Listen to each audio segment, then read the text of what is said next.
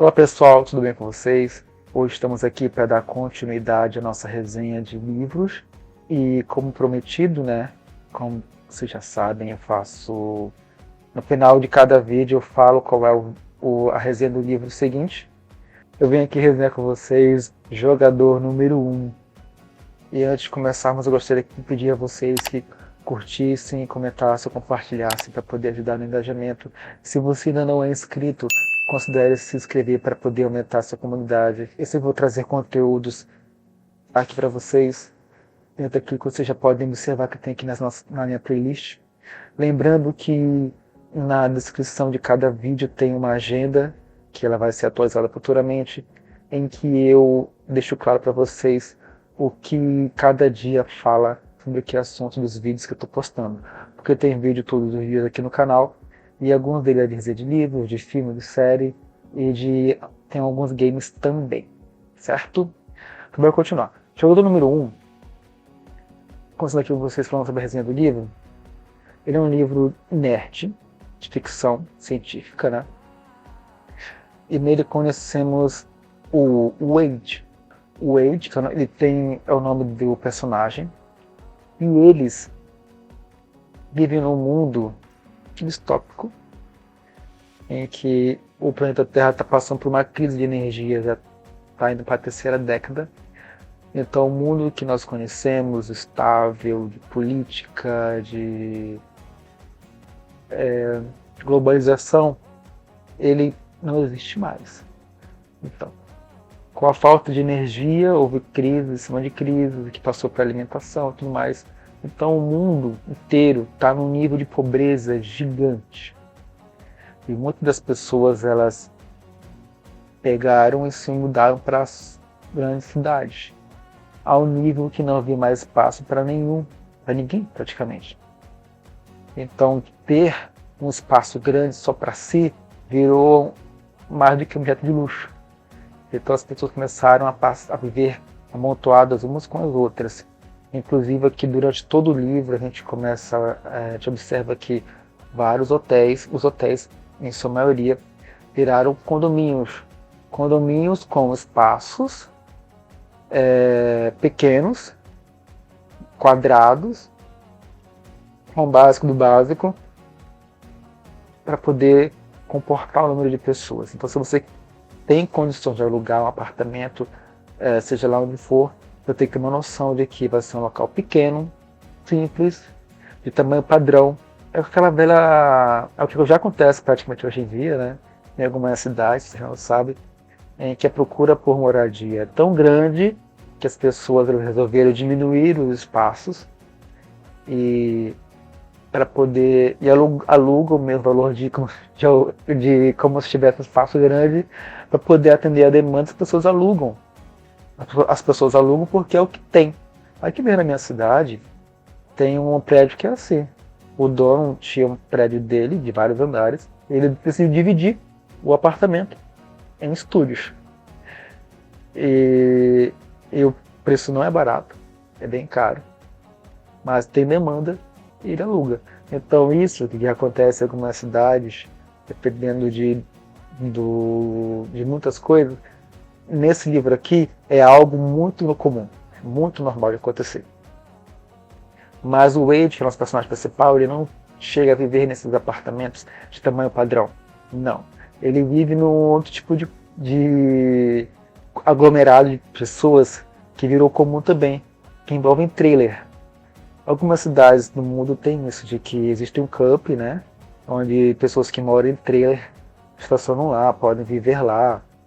E lá tem tudo básico possível para poder eles sobreviverem. Ou então, como nos Estados Unidos é mais comum ainda, de acordo com o que eu vejo nos filmes, né, que a gente conhece, existem regiões em que existem vários trailers de pessoas morando fixo mesmo, sabe? Porém, aqui no livro é um pouco... se já fosse desse jeito seria ótimo. Acontece que no livro já é bem diferente. Acho que esses trailers, eles são cercados por gradios, e acima deles tem outros trailers. Então são pilhas de trailers um do lado de um do outro, e um em cima do outro. Como se fosse, olhando esse ponto de vista, como se imagina o pátio, de um porto cheio de containers. É isso. Um container um em cima do outro. E é tudo feito muito desordenado, então é muito comum ouvir relatos de que tal pilha de trailer desmoronou e quando um cai, geralmente atinge outro, que cai o seguinte, fica um pouquinho de efeito dominó. Então ele vive nessa situação com a tia, porque o pai dele morreu quando ele era um bebê ainda, uma criança. E a mãe dele trabalhava e também lá tinha outro trabalho, pelo que deu para entender aqui no livro, de Kangirl, que é um sexo virtual. E ela era uma usuária de drogas, inclusive ela morreu de overdose.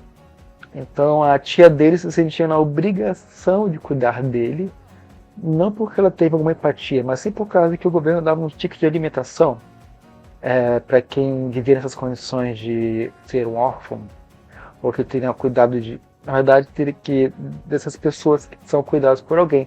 Então, por causa dos tickets de alimentação, a tia resolveu cuidar dele, só por isso. Porque ele é tratado de formas horríveis. E ele é bem inteligente e ele sabe mexer com computação e tudo mais. Mas isso é somente uma introdução de mundo e de como é que é a vida do personagem, por causa que o livro não gira em torno disso. O livro gira em torno do Oasis, que é um jogo que foi criado antes mesmo de toda essa crise de energia acontecer, e que ele trata de realidade virtual. E que isso todo mundo usa. O livro ele trata sobre essa questão das pessoas que, tendo esse tipo de realidade virtual, que seria algo muito realista comparado com a nossa, de pessoas que deixam de viver no mundo real para viver nesse mundo virtual. O livro trata desse tema, porém a gente não pode esquecer de que as pessoas simplesmente elas estão indo para esse mundo virtual e deixando o real de lado, não apenas por escapes individuais, de problemas pessoais, talvez por falta de aceitação, por falta de amizade, por falta de relacionamentos, ou não só por isso. Lembrando que nós estamos num mundo caído, em decadência, o mundo não é como a gente conhece, ainda dá para viver, né? Pelo fato de que o mundo está totalmente desorientado, em que as pessoas não têm dinheiro para nada e vivem em verdadeiras periferias, isso se tornou muito mais comum e fácil a mudança do real para o virtual. Lembrando que o acesso a esse videogame é gratuito. Cada um tem que ter uma viseira, o visor, né? E as luvas. As luvas são para que você consiga pegar em objetos no mundo virtual e sentir. Isso é o básico do básico, né? O óculos e a luva.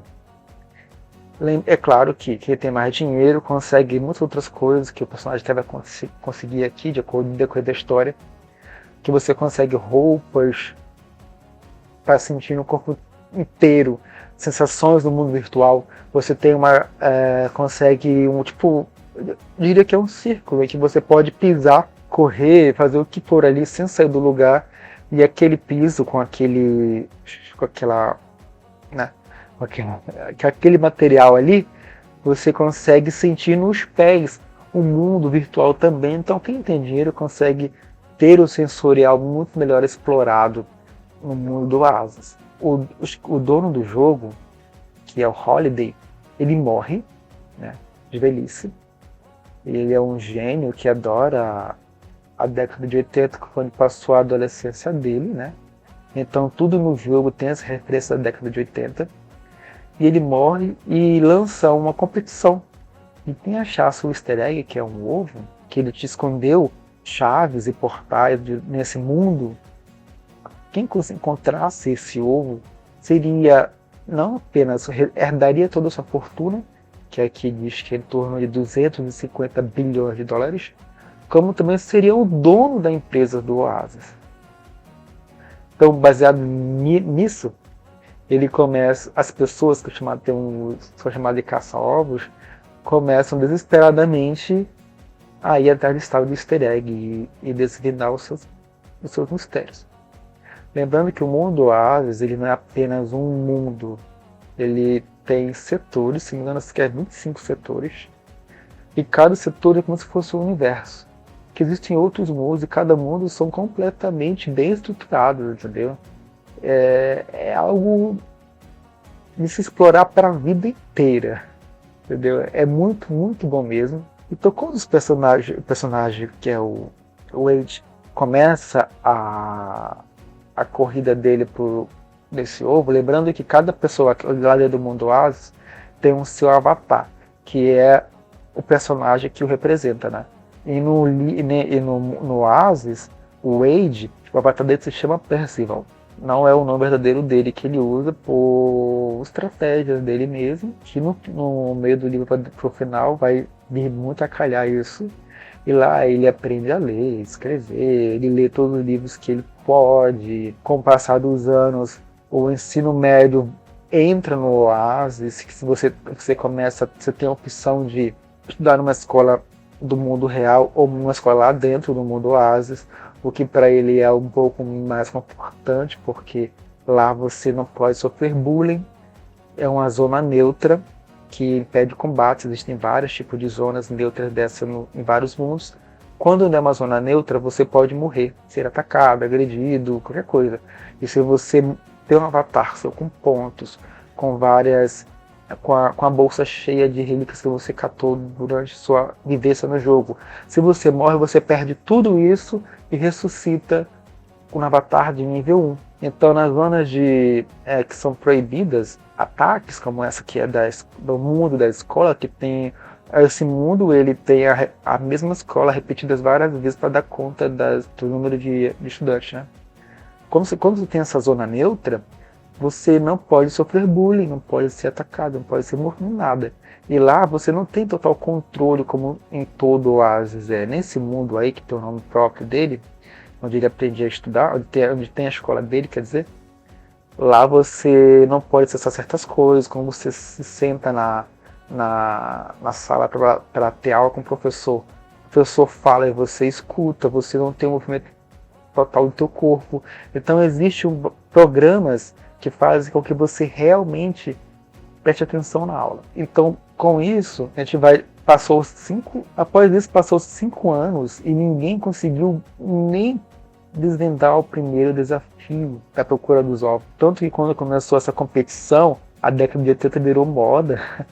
Todo mundo começou a ouvir as músicas, assistir os filmes, as séries, tanto de consumo de produção americana quanto de produção japonesa, porque os jogos do Japão são muito usados aqui e as séries também. Então teve aquele frenesi de várias pessoas falando sobre e querendo encontrar o ovo. Só que com o passar dos anos, as pessoas não estavam conseguindo ir a lugar nenhum, porque ninguém encontrava nada, e foi meio que baixando. Lembrando que existe um grupo que quer esse easter egg. Na verdade, todos os caça-ovos lá, existem muitos clãs. Existem aqueles caça-ovos que jogam sozinhos, que é o caso do nosso personagem aqui, e tem aqueles que tem uns clãs de caça-ovos, que quem encontrasse dividiria os prêmios entre eles. Mas existe um grupo empresarial, que é o Inroad. É tipo esse o nome dele.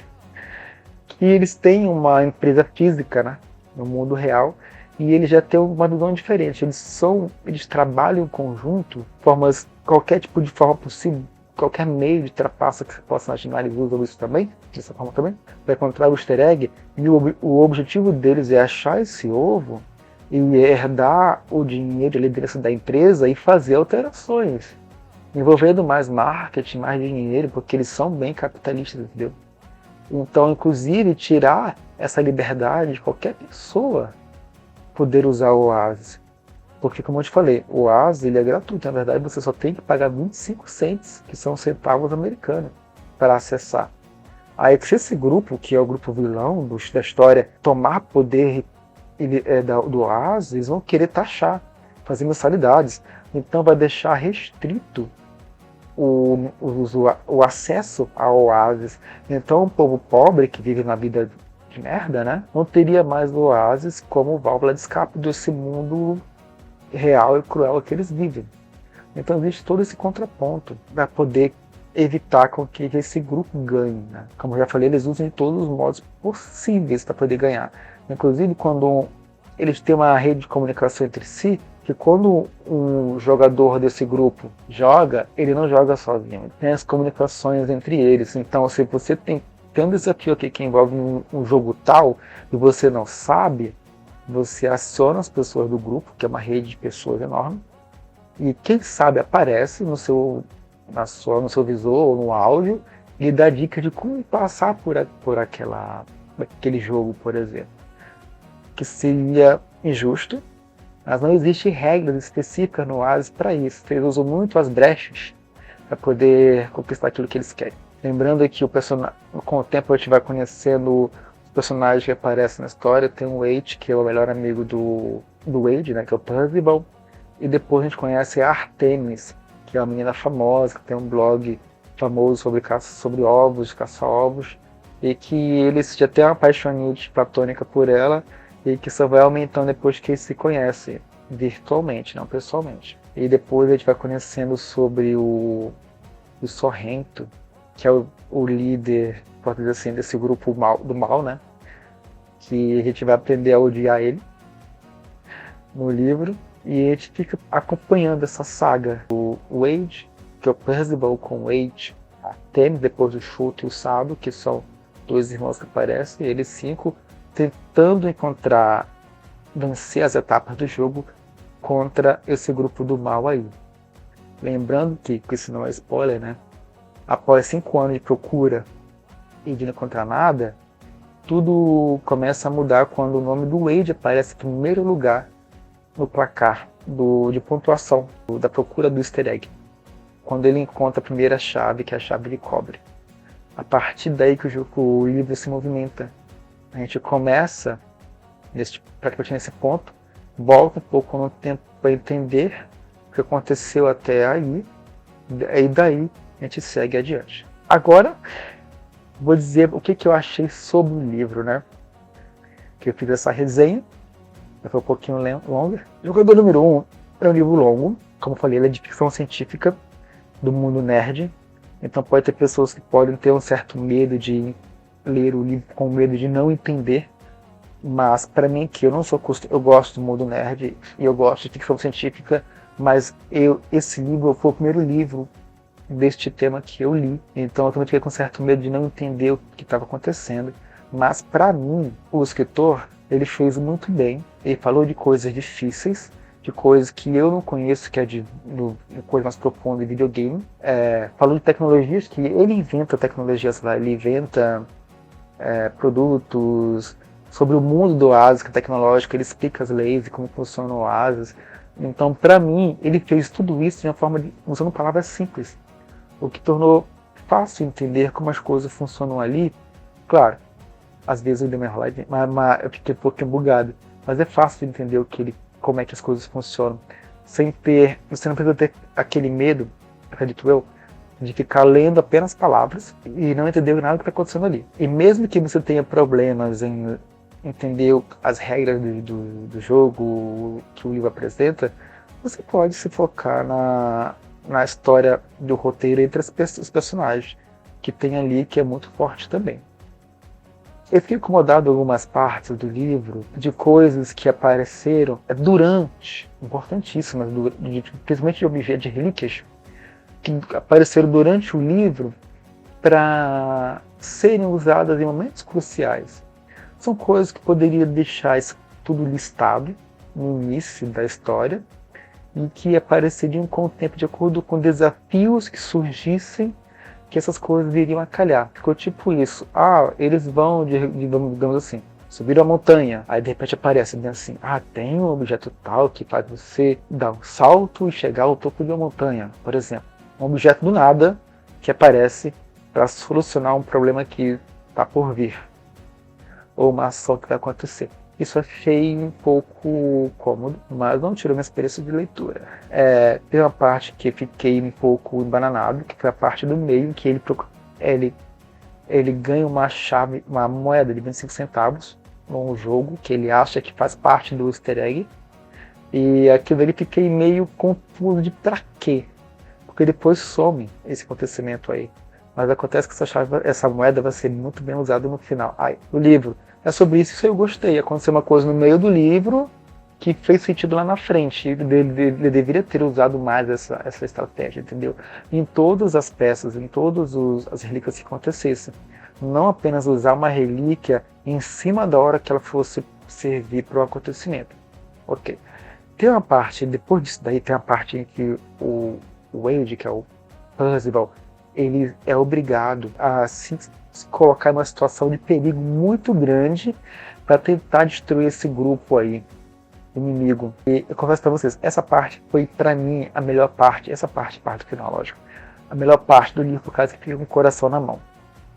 Realmente ele se colocou numa situação de perigo muito grande, que tinha grande chance de ele não sair dali, mas porque ele não deixou claro, nem pra gente o livro ficar claro por que ele está fazendo e por quê. Essa parte eu gostei bastante, porque a gente vai descobrindo com o desenrolar da história. Naquela situação que o personagem chega pra gente no livro e conta: eu vou fazer isso, vou passar por isso, para fazer aquilo dali. Não, isso não acontece. Ele apenas, a gente sabe em cima da hora que ele já está tomando uma atitude, sabe lá Deus para quê, e ele sofre essas consequências dessa atitude. A gente vai acompanhando sem entender. Eu fiquei desesperado, meu Deus, ele está se ferrando. Mas no final dá tudo certo dessa etapa aí, mas quase não deu. Essa parte também foi incrível. O livro ele é bem longo, mas para mim não foi tão difícil de ler. Gostei bastante. Também é um assunto que eu gosto. Acho que para quem gosta desse assunto fica muito mais fácil de acompanhar a história. Ele tem um amor pela Artemis, que foi para vocês, né? Meio que platônico, porque ele já gosta dela por ser famosa. Aí tem a parte lá que quando eles se encontram, ele começa a ter um tipo de amizade. Ele começa a se perder em prol dessa paixão, dessa amizade aí. Foi a parte que fica com raiva dele. Ele estava se desfocando do objetivo dele. Aí depois, graças a ela, ele volta. E no geral, o livro de 5 estrelas no Scooby foi um livro muito bom, bacana, criativo demais. Cheio, com certeza o escritor ele usou de muitas pesquisas para poder construir esse livro. Eu tenho certeza que não foi um livro fácil de ser escrito. E eu parabenizo muito esse esforço dele. Não foi um livro apenas da cabeça dele. Teve coisas que ele criou, mas teve coisas que ele criou em base de dados, de coisas que existem no nosso mundo, principalmente de séries, de filmes, de videogames, de jogos. Agora eu vou aqui ler para vocês nosso terceiro bloco, as minhas anotações sobre o jogo, né? Sobre o filme, que é um jogo. Que filme que é um jogo? Sobre o livro, que é um jogo, e também é filme, tá? Tem um filme desse livro aí, que eu não assisti ainda, mas pretendo assistir logo. E dessa vez aqui eu apenas anotei uma página, foi pouco. Tem uma parte que acho que é igual da última vez do livro que eu quis ler, não quis anotar. Mas deu uma página, mas isso não reflete o tamanho do livro. O livro é grande e rico em informações, tá? Notei aqui, novo conceito de favela, essas pilhas de trailer. É, isso mesmo, como é pra vocês. Percival é o nome do avatar dele. Há 5 anos, desde que ele decidiu ser um caça-ovo. Para o outro aqui. Olha só. Munição é qualquer mídia que Holiday fora fã. Eles chamam de munição qualquer mídia, música, livro, série, filme, jogo, que Holiday gostou, porque tudo que Holiday gostou porque morreu, tudo que Holiday gostou fazia sentido para as pesquisas deles para encontrar o ovo, o easter egg. E essas coisas específicas que o Holiday gosta, eles chamam de munição. Aqui, motorista com cabine à prova de bala, uma guarita com 6 guardas armados sobre um ônibus. Isso sim é proteção. Isso tudo aqui é um ônibus interurbano usado para viagens. Porque o mundo, como eu falei para vocês, ele está caótico, pobreza altíssima. Então, roubo aqui é um em cada esquina. Aqui. Uma balada de gravidade zero? Inaugura quando? Não é uma balada de gravidade zero que vocês podem, esse exemplo, e ocupam todo o espaço livre da balada. Mano, se o Wade não tivesse perdido tempo se apaixonando por Artemis, essa parte que eu fiquei com raiva aqui, ó, já teria adiantado muita coisa, ele se perdeu mesmo, ele deu uma pausa na procura dos ovos. Que esse Sorrento e a 101 são horríveis. Meu Deus, que é a 101? Eu não lembro. 101? É a Ioi. Ah, Ioi é o nome do grupo. Esse Sorrento e a Ioi são horríveis. Vocês vão ver cada situação aqui que o nosso personagem, o Puzzle, vai passar com essa empresa e com esse Sorrento. Não só o objetivo torto deles, mas também o que eles fazem no livro é bem chato de ler, assim, bem preocupante, revoltante. Aqui eu também nome dos personagens que eu li, que é o Wade, o Percival, a Eight, o Shoto, o Artemis e o Sado. Ah, isso aqui não é um spoiler, posso dizer, acho que não.